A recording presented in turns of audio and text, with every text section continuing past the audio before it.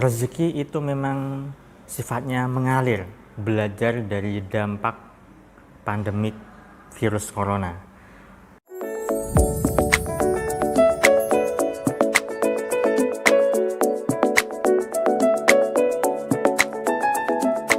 Assalamualaikum warahmatullahi wabarakatuh. Jumpa lagi dengan saya, salam dan salam berlimpah. Sahabat, kali ini saya ingin membahas tema berkaitan dengan belajar dari dampak adanya pandemik virus corona yang saat ini sedang mewabah ya sahabat, yaitu kaitannya dengan rezeki. Nah, tentu bagi Anda yang saat ini mungkin sedang stuck kondisi ekonominya dan kena dampak ya, terutama bagi Anda yang sedang jualan atau pebisnis, rata-rata omsetnya turun ya.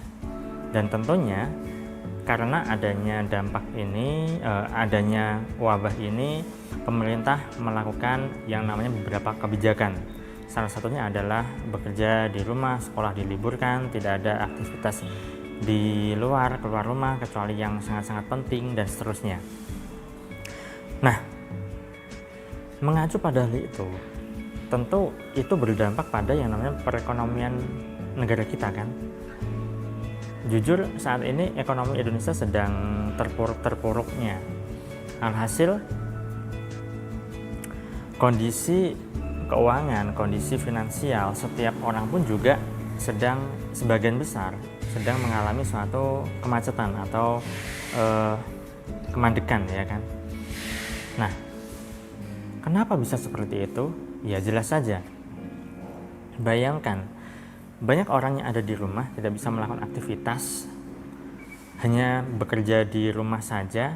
Kalau Anda bekerja keluar rumah biasanya, tetapi ya karena suatu situasi saat ini maka Anda disarankan untuk berada di rumah saja. Alhasil apa? Tidak ada aktivitas keluar rumah.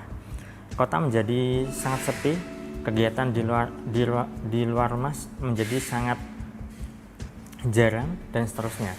Alhasil ketika tidak ada aktivitas di luar rumah, tidak ada aktivitas seperti biasanya ya, masing-masing orang sebagian besar itu berada di rumah dan melakukan aktivitas saja di rumah saja, maka produktivitasnya menjadi tidak ada. Ketika produktivitas tidak ada, alhasil apa? Ya, orang ketika buka toko kemudian tidak banyak yang beli atau bahkan pengunjungnya hanya sedikit. Karena para pengunjung, para calon pembeli, para calon customer itu berada di rumah kan, yang mau beli siapa? Nah, di sini kita belajar sahabat. Belajarnya adalah karena tidak ada aktivitas, maka tidak ada sirkulasi ekonomi yang berjalan, yang bergerak. Tidak ada aliran rezeki. Banyak warung yang tutup, banyak toko yang offline yang tutup. Ya, kemudian hanya sedikit sekali yang benar-benar beraktivitas. Dari situ maka terjadi apa? Terjadi kemandekan ekonomi.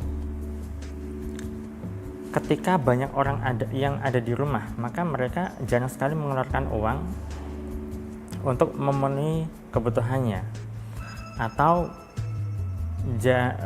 tidak banyak orang yang membuka toko ya, sehingga tidak ada pemasukan. Lawang calon pembelinya saja tidak ada, bagaimana membuka toko ya kan, otomatis pemasukan tidak ada. Nah, di sini sudah ada yang namanya kemandekan atau rezeki atau ekonomi sudah mulai kurang begitu stabil, bahkan sangat-sangat tidak stabil. Nah, di sini ketika semuanya sebagian besar ada di rumah ya, aliran rezeki, aliran ekonomi itu tidak bisa berjalan dengan baik. Sirkulasi ekonomi di Indonesia menjadi sudah tidak bagus lagi. Begitu juga dengan Anda. Misalnya Anda punya uang, kemudian Anda tahan-tahan, ada irit-irit, tidak Anda keluarkan, Anda diamkan begitu saja. Yang terjadi apa? Tidak ada aliran rezeki di situ.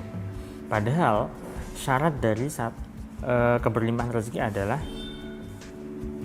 apa yang rezeki yang kita dapatkan, uang yang kita peroleh, uang yang kita miliki itu harus dialirkan dengan cara apa? Belanja, dengan cara sedekah, dengan cara mengeluarkan uang untuk berbagai macam kebutuhan diri kita, keluarga kita, dan seterusnya.